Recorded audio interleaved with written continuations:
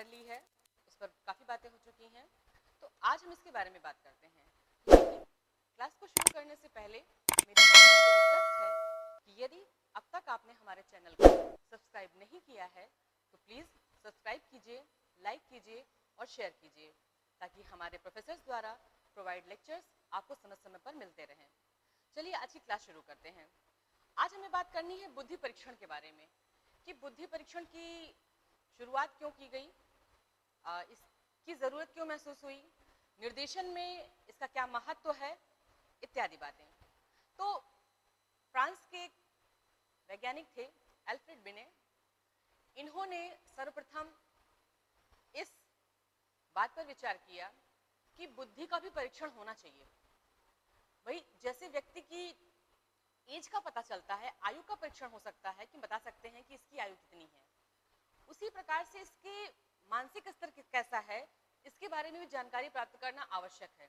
क्योंकि यदि यह जानकारी प्राप्त हो जाती है तो इससे अधिगम के क्षेत्र में या मनोवैज्ञानिक दृष्टि से बहुत बड़ी क्रांति आ जाएगी शिक्षा को लेकर।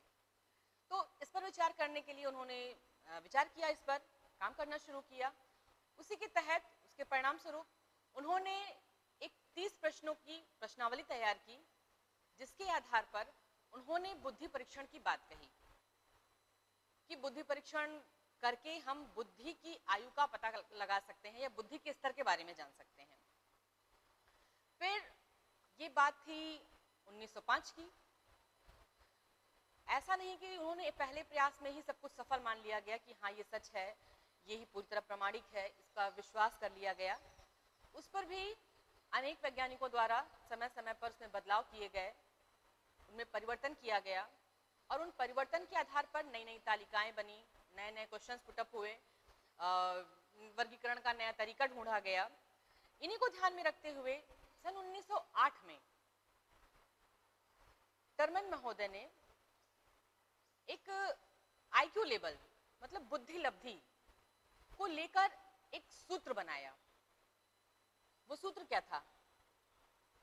उन्होंने बताया कि इसके आधार पर हम किसी भी व्यक्ति की मानसिक आयु का पता लगा सकते हैं। यह आवश्यक नहीं है कि जितनी व्यक्ति की वास्तविक आयु है उसी के अनुरूप उसकी मानसिक आयु भी हो। इन चीजों का पता लगाने के लिए उन्होंने जिस सूत्र के बारे में बात की वो सूत्र था बुद्धि लब्धि बराबर मानसिक आयु बटे वास्तविक आयु गुणे 100। मतलब कि जो भी उसका आईक्यू लेवल था उसके लिए व्यक्ति की जो मानसिक आयु है उसका वास्तविक आयु से भाग दे देते हैं और 100 से गुणा कर देते हैं। इस सूत्र के द्वारा, इस सूत्र की संरचना के बाद मनोवैज्ञानिक दृष्टि से शिक्षा के क्षेत्र में बदलाव आया। इसके आधार पर बालक की मानसिक आयु का भी पता चलने लगा। इसका क्या फायदा मिला? इसका ये फायदा मिला कि अब ये जान चुके थे कि जो भी उसकी वास्तविक आयु है उसके अनुरूप बालक किस श्रेणी में आता है। अर्थात जब यह सूत्र बना तो सूत्र के बाद परिणाम की बात की गई कि जो भी रिजल्ट आएगा उसमें किस मात्रा को किस स्तर पे रखा जाएगा। वह बालक प्रतिभाशाली है, प्रखर बुद्धि का है, मंद बुद्धि का है, जड़ बुद्धि का है, इत्यादि ऐसे वर्गों में विभाजित किया गया, जिसके द्वारा बालक की मानसिक आयु का मानसिक स्तर का पता लगाने के बाद उसके अनुरूप उसको शिक्षा व्यवस्था प्रदान की जाए। इससे उसके अधिगम में उसे सरलता मिलेगी, वह अपना बेहतर प्रदर्शन कर सकता है, विकास कर सकता है, इत्यादि बातें सोची गई। तो ये तो हुआ टर्मन द्वारा प्रतिपादित बुद्धि लब्धि का सूत्र। अब बुद्धि परीक्षण की बात जब की गई कि ये तो आधार था ही, इसके अतिरिक्त बुद्धि का परीक्षण कैसे किया जाए, मतलब किन किन श्रेणियों के माध्यम से कैसे उसको बांटा गया कि इनके आधार पर बुद्धि परीक्षण का वर्गीकरण किया गया। मतलब बुद्धि परीक्षण किन किन तरीके से किया जा सकता है, इसके बारे में बात करते हैं। चलिए, ये तो बात हो गई कि बुद्धि लब्धि का सूत्र क्या है, मतलब आईक्यू लेवल कितना है, उसका मानसिक उसकी उसकी आयु कितनी है, मानसिक स्तर कैसा है उसका। अब बात करते हैं बुद्धि परीक्षण के प्रकार की, कि कितने प्रकार के बुद्धि परीक्षण होते हैं, जिनमें से पहला है व्यक्तिगत परीक्षण। पहली श्रेणी में दो बातें आती हैं, व्यक्तिगत और समूह परीक्षण। व्यक्तिगत परीक्षण वह परीक्षण है जो केवल एक व्यक्ति या एक बालक को संपर्क में रखकर उस पर परीक्षण किया जाए। मतलब जो कुछ भी हमें पता लगाना है वह सिर्फ एक व्यक्ति तक सीमित रहेगा, वहां पर और कुछ नहीं रहेगा, और किसी का सहयोग नहीं प्राप्त किया जाएगा या किसी और को ऐड नहीं किया जाएगा। तो पर्टिकुलर किसी एक व्यक्ति पर किया गया परीक्षण व्यक्तिगत परीक्षण कहलाता है, उसकी बुद्धि का स्तर ज्ञात करने के लिए। दूसरा है समूह परीक्षण। अब ऐसा नहीं है कि बुद्धि की परीक्षा के लिए सिर्फ एक ही एक व्यक्ति का चुनाव किया जाता है। ऐसा भी होता है कि किसी भी कार्य को करने के लिए कई समूहों में लोग बंटते हैं, तो उन समूहों पर भी बुद्धि परीक्षण किया जा सकता है। मतलब एक साथ कई व्यक्तियों का परीक्षण जिस ढंग से किया जाए उसी को समूह परीक्षण के अंतर्गत रखा जाएगा। मतलब समूह में जो व्यक्ति रहते हैं उनका बुद्धि का स्तर ज्ञात करने के लिए बुद्धि परीक्षण सामूहिक रूप से भी किया जाता है। ठीक। दूसरी बात, दूसरे स्तर पे आता है शक्ति परीक्षण और गति परीक्षण। बुद्धि के लिए शक्ति परीक्षण का अर्थ होता है कि किसी व्यक्ति की एक विशेष क्षेत्र से संबंधित शक्ति का परीक्षण करना। मतलब किसी एक क्षेत्र में उसका क्या योगदान है, किसी एक क्षेत्र में उसकी क्या विशेष रुचि है, विशेष महत्व क्यों रखता है वो, उसके बारे में पता लगाकर उस पर बुद्धि परीक्षण करना। इस प्रकार के परीक्षण में सर्वप्रथम सरल प्रश्नों को दिया जाता है, उसके बाद बढ़ते स्तर के साथ साथ प्रश्नों की जटिलता पाई जाती है। इसमें समय का कोई बाउंडेशन नहीं है कि इस समय के अंतर्गत, इस समय सीमा के अंतर्गत आपको प्रश्नों का उत्तर देना है।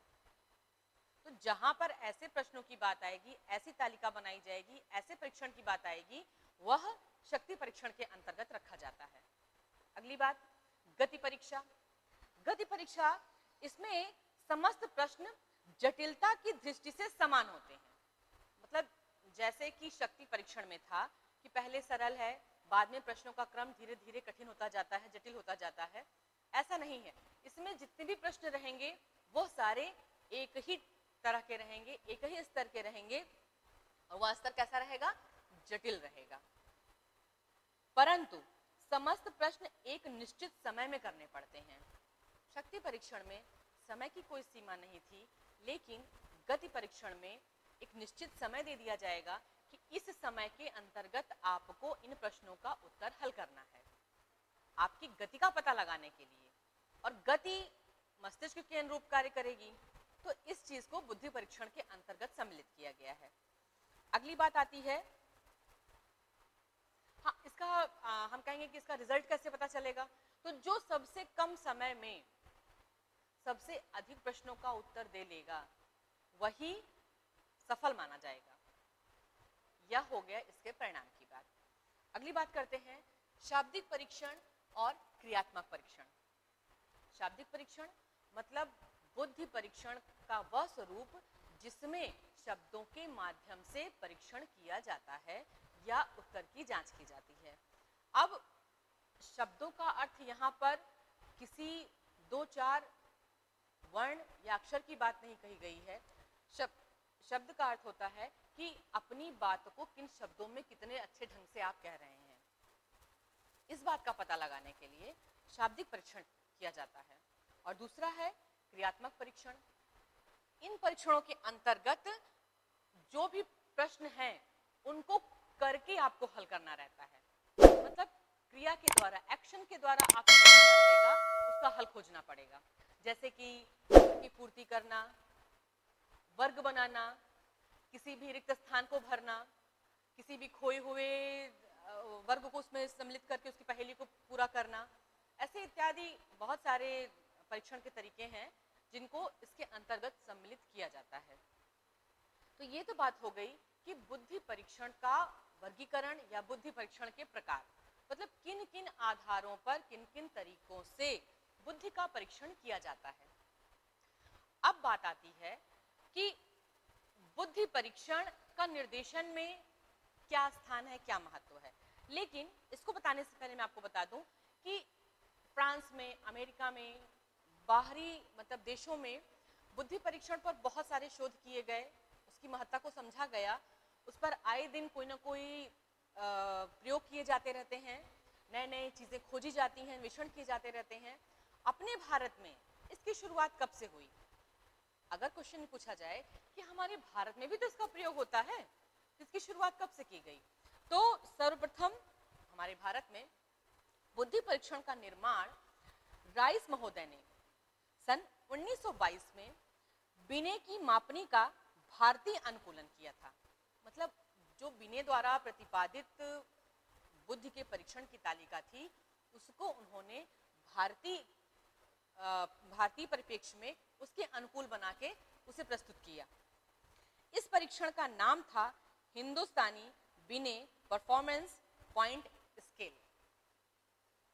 ये हमारे भारत में सर्वप्रथम इस परीक्षण को लागू किया गया था, इसलिए यह बहुत महत्वपूर्ण है परीक्षा की दृष्टि से। चलिए अब बात करते हैं कि बुद्धि परीक्षण का निर्देशन में क्या महत्व होता है। बुद्धि परीक्षण का निर्देशन में महत्व देखा जाए अगर, तो हम बात करेंगे कि निर्देशन के क्षेत्र में बुद्धि का विशेष महत्व होता है। यदि हम इस चीज को ना जाने कि किसकी बुद्धि का स्तर क्या है और उसके विपरीत हम उसे ज्ञान दिए पड़े हैं, तो उस ज्ञान की कोई सार्थकता समझ में नहीं आएगी, ना वैसा ज्ञान उसके लिए कोई फायदेमंद बन सकता है। तो इसलिए बुद्धि का स्तर जानना आवश्यक है। अब जब हम निर्देशन देते हैं किसी को, किसी प्रकार का निर्देशन प्रदान करते हैं हम, तो यदि निर्देशन दाता को ये पता है, परामर्शदाता को ये पता है कि जिस व्यक्ति को निर्देशन हम देने जा रहे हैं उसका बौद्धिक स्तर क्या है, उसकी मानसिक आयु कितनी है, तो उसके अनुरूप दिया गया निर्देशन उसके लिए सही साबित होगा, सही मार्गदर्शन कहलाएगा वो। तो यह आवश्यक है। तो हम कह सकते हैं कि निर्देशन में बुद्धि परीक्षण का विशेष महत्व है। इसके प्रयोग से निर्देशन की सार्थकता सिद्ध हो जाती है। अब अगर हम इसकी पॉइंट में बात करें तो हम कुछ पॉइंट बताते हैं जिसके अंतर्गत इस बात को सिद्ध किया जा सकता है। जैसे विद्यालयों में छात्रों को प्रवेश देने के रूप में, मतलब कि बुद्धि परीक्षण, ऐसे अनेक विद्यालय हैं, महाविद्यालय हैं, स्कूल हैं, कॉलेजेस हैं, जो अपने यहाँ प्रवेश लेने के लिए बालकों का बुद्धि परीक्षण करवाते हैं। ऐसा टेस्ट लेते हैं वो, जिससे उन्हें पता चल जाए कि यह बालक हमारे कॉलेज में जो भी शिक्षा प्रदान की जाती है उसको ग्रहण करने के योग्य है या नहीं। यदि नहीं है तो उसके समय और धन दोनों का अपव्यय ही माना जाएगा, और यदि है तो यह उसके अधिगम को और आसान बना सकते हैं, हम उसको कैसे और सफलता की ओर बढ़ा सकते हैं, इस पर बात करके हुए विद्यालय के कार्यक्रम में सहयोग कर सकता है वो, इसलिए आवश्यक है। अगली बात, पाठ्यक्रम चयन में सहायता करता है।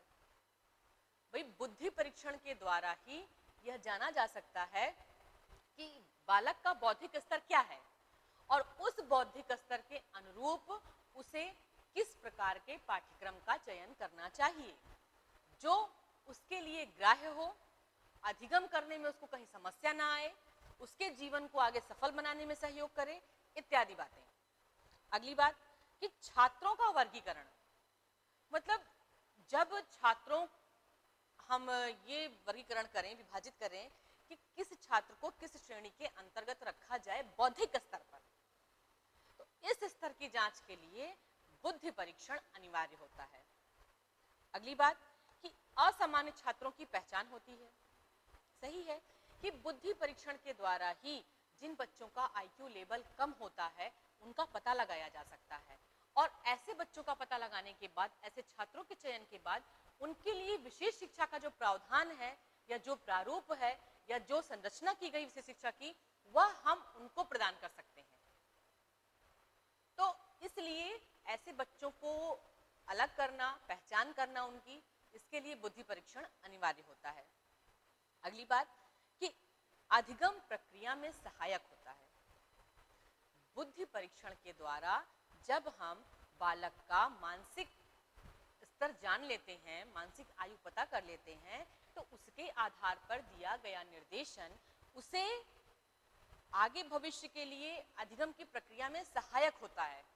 और यदि इस चीज का ज्ञान ना हो, परामर्शदाता निर्देशनदाता को उसका ज्ञान ना हो, तो जरूरी नहीं है कि जो निर्देशन दिया जा रहा है वह उसके लिए लाभप्रद ही हो। जब उसके लिए ग्रहण पूर्ण रहेगा ही नहीं तो लाभप्रद होने का सवाल ही नहीं उठता, इसलिए यह आवश्यक है। अगली बात, छात्रवृत्ति प्रदान करने में सहायक होता है।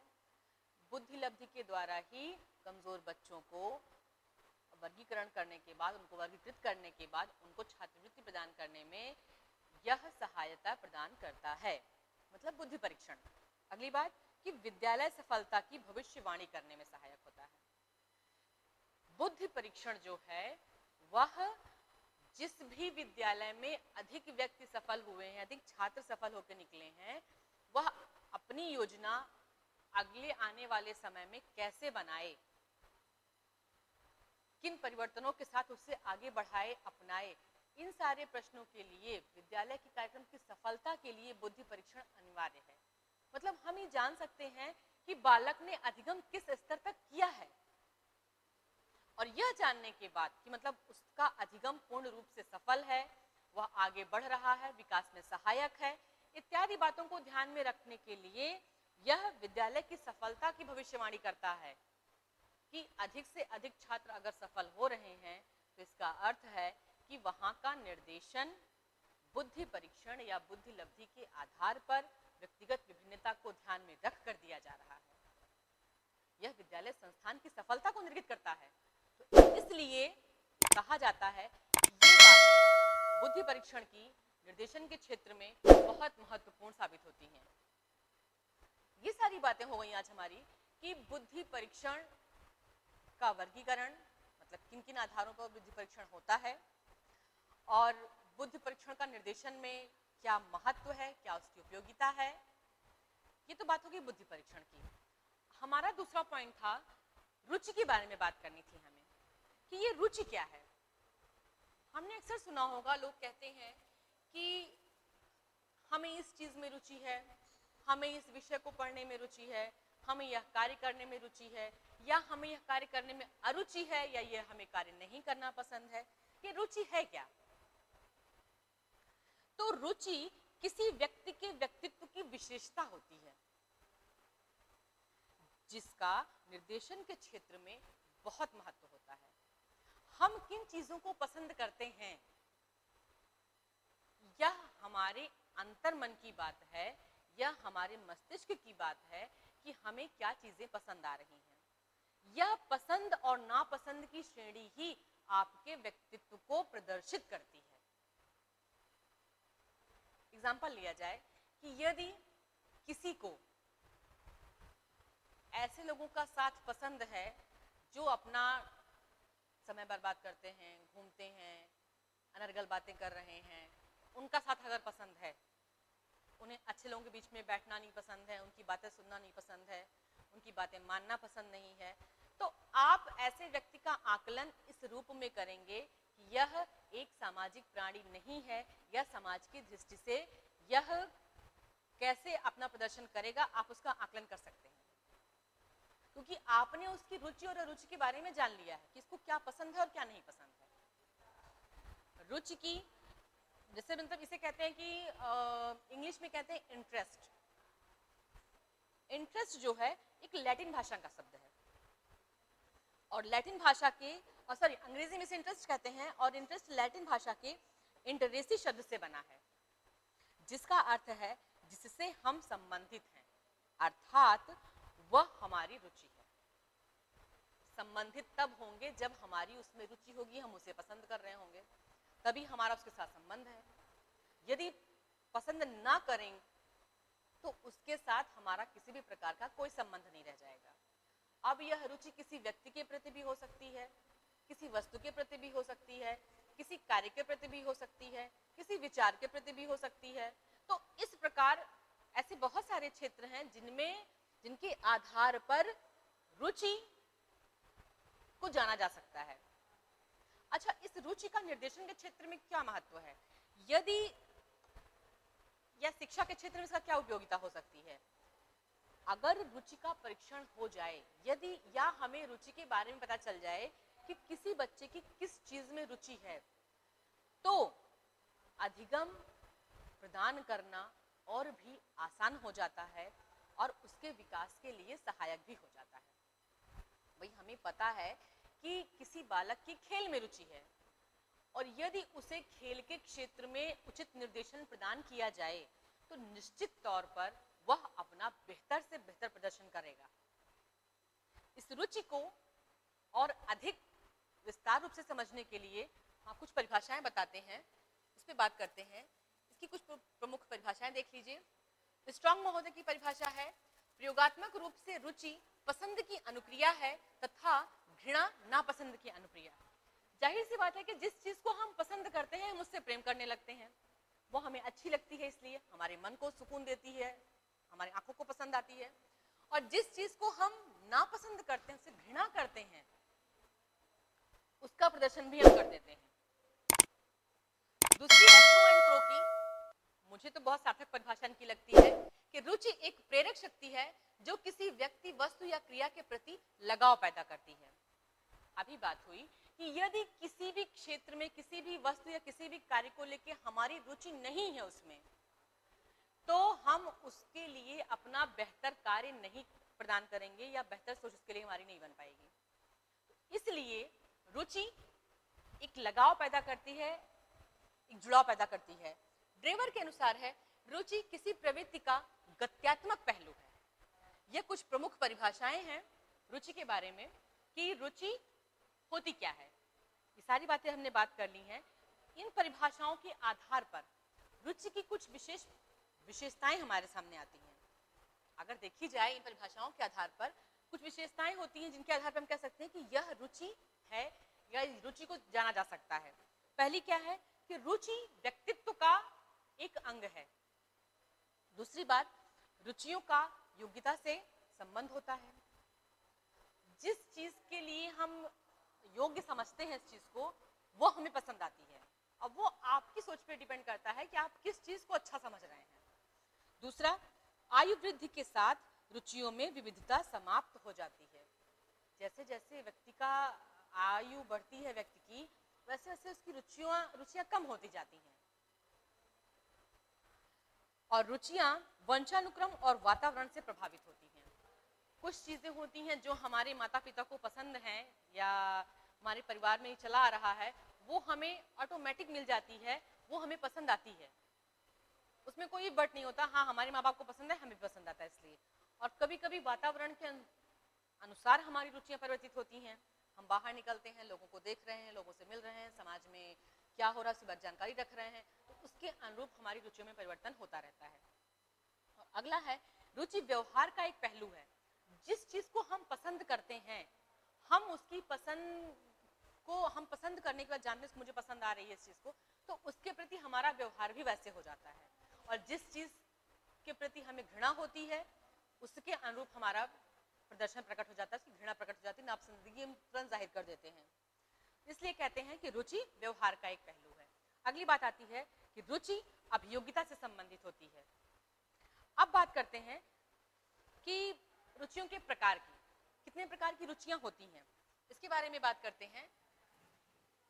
रुचियों की परिभाषा जानने के बाद अब बात करेंगे रुचि के प्रकार की।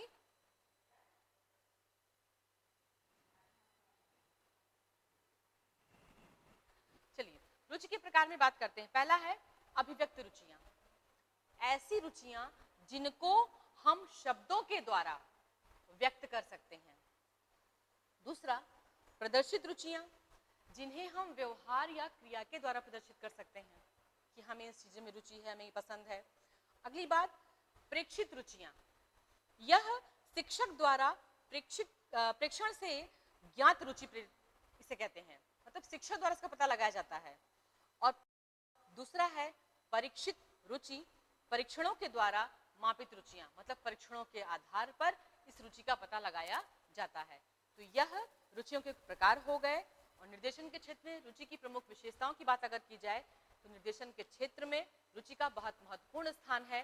कारण कि यदि अगर निर्देशनकर्ता को ये प्राप्त जानकारी मिल जाए कि किसी भी बालक या व्यक्ति का किस क्षेत्र में अधिक रुचि है, तो वह उसके आधार पर जो दिया गया निर्देशन उसका होगा वह उसको अच्छे से ग्रहण कर सकता है और ग्रहण करके उस पे पूरे मनोयोग से अपना कार्य प्रसारित कर सकता है।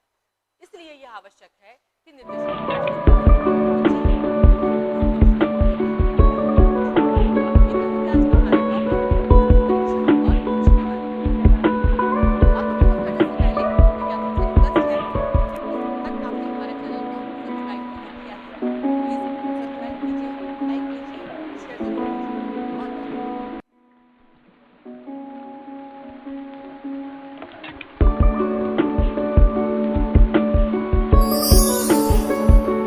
चैनल को सब्सक्राइब करें और बेल आइकन को प्रेस करें ताकि आपको मिले सभी नोटिफिकेशंस।